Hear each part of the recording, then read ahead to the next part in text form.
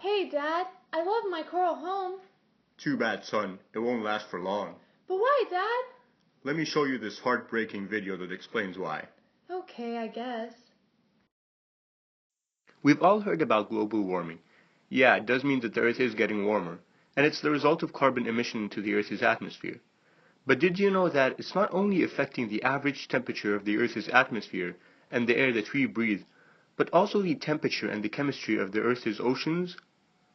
A lot of the CO2 in the atmosphere triggers chemical reactions that we don't notice, but other marine species do. Let's take a look at how beautiful coral reefs are, and talk about how they are affected by global warming. Over the past decades, we've put so much CO2 into the ocean that the ocean's ability to sequester these serious changes in great sums has already decreased. The increased CO2 is increasing the acidity of the ocean too, which harms marine organisms and easily creates an unintended cascade of effects.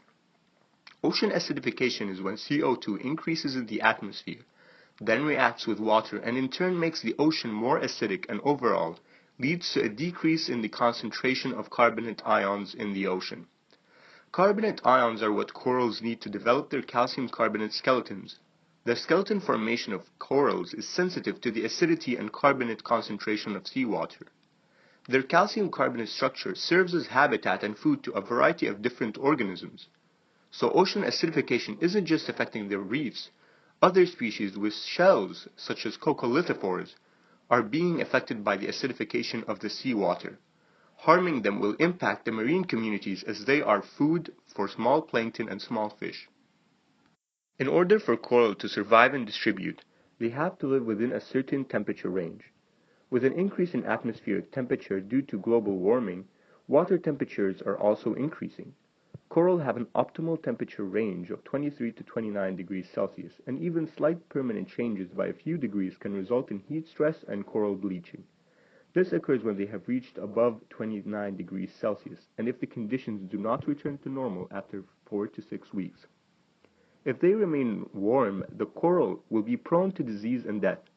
Not only do the increased temperatures cause a threat on its own to the coral, but the increased temperature of the water results in increased algae in the water area of the coral, which blocks off sunlight to the coral and creates an even more stressful environment.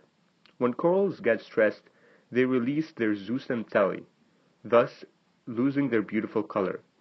A loss of pigmentation of their corals, a phenomenon called coral bleaching, can lead to disappearing and bleaching of the skeletons of the coral.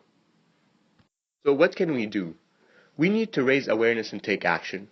In 1998, there was a mass coral bleaching that resulted in 16% of the world's coral dying out that year alone. We need to reduce our carbon emissions, and we need to be assertive in our methods.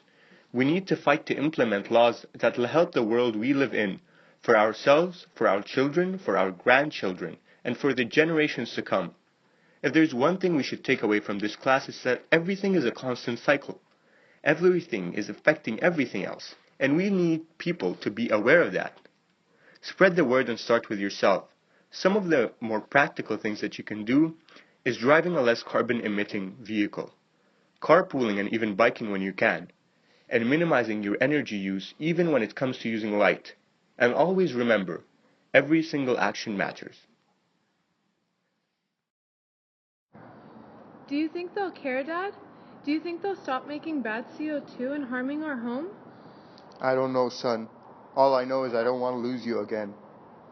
I don't wanna lose you now.